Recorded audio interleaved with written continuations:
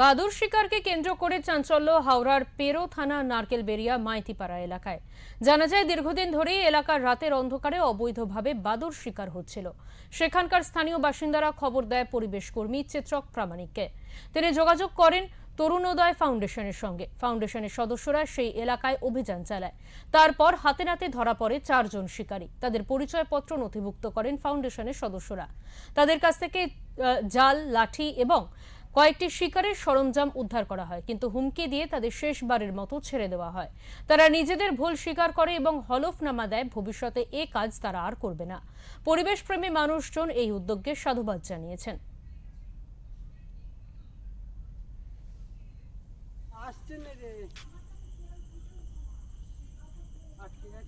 কাল রাত 9:30টার সময় আমাদের কাছে খবর আসে যে উদয়নারায়ণপুরের পেরো থানার অন্তর্গত কল্যাণচক মাইতিপাড়া বা নারকেলবেড়িয়া সেই অঞ্চলে একদল শিকারী খেজুর গাছের সাথে জাল টাঙিয়ে বাদুড় শিকার করার চেষ্টা করছে। তো এই খবরটা ওখানকারই এক স্থানীয় বাসিন্দা প্রথমে চিত্তক প্রামাণিক মহাশয় পরিবেশ কর্মী ওনার কাছে বার্তাটা দেন। তারপর উনি আমাদেরকে জানান এবং তারপর আমরা আমাদের 4 জনের টিম আমরা সেই অঞ্চলে গিয়ে পৌঁছাই এবং অভিযান চালাই।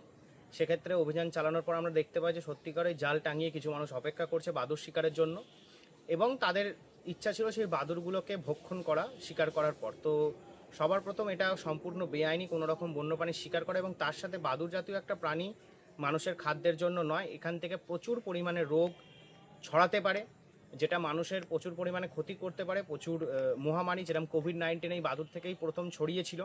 তো সেই জন্য এটা কখনোই খাবার উপযোগী নয়। তো তাদেরকে আমরা সেখান থেকে আটক করি।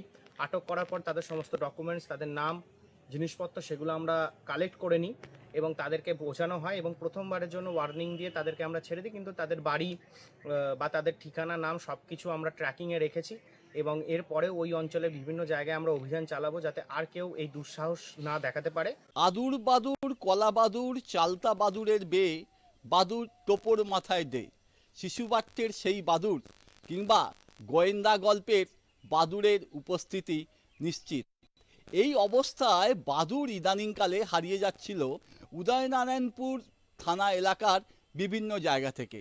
উদয়নারায়ণপুরের পেরোর নারকেলবেড়িয়া থেকে হারিয়ে যাচ্ছিল বাদুর। স্থানীয় যুবকরা খবর পায় বাদুর চুরি হয়ে যাচ্ছে। রাতের অন্ধকারে জাল ফেলে বাদুর শিকার করছে।